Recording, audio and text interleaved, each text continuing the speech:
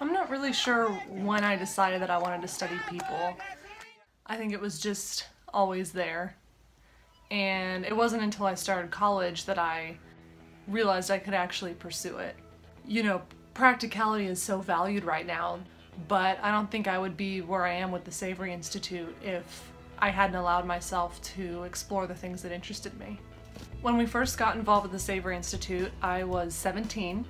I had been in college for a year, so I was able to take the time off to kind of go jet across the world.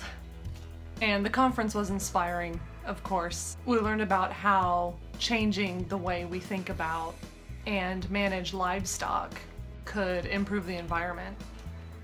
I loved that idea, and I thought, of course, we should be involved in this. But personally, I couldn't really see where I fit in. I never saw my identity as a farmer or a rancher.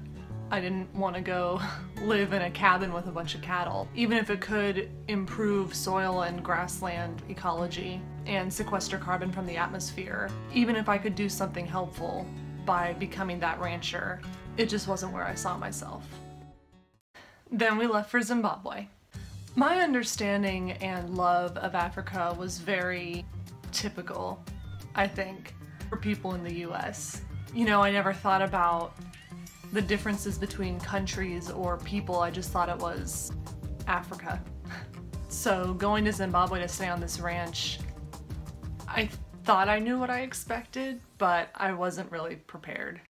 The day that really stuck with me was the day that we visited the Zizinda. They gave us this presentation about how they'd been using holistic management to restore their land and make collective decisions about infrastructure and business models. By using holistic management to manage the livestock they had, they were able to live independent from aid programs, support themselves economically, and bring locally grown food back to the community.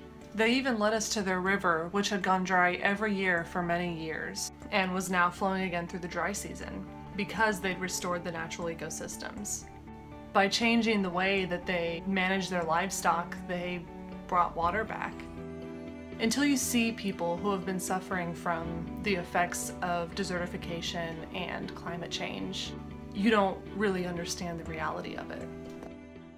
I think, like a lot of people, I wanted to be one of those people that traveled to Africa and help them dig a well. I've always wanted to help people. But when you stop and think about that well, which provides water to this community by tapping into the aquifer and finite resources, we've been doing that here in the US for decades, and we're starting to see the negative side effects.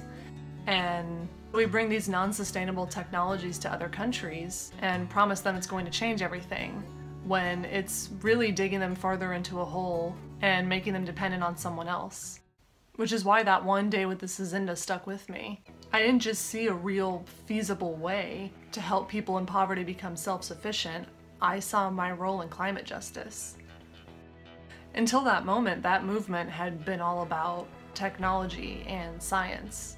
And these are all good things, but I always felt like there was no place for me in climate justice as a social scientist. It wasn't until I saw this community using their own resource to build themselves up that I realized that I could be a part of this. The Savory Institute opened up this great opportunity to travel the world and help people learn how to use holistic management. Now I work on our family farm and I help my mom teach local farmers how to do what we do. And every day I'm out there on the land, I have this understanding in the back of my mind.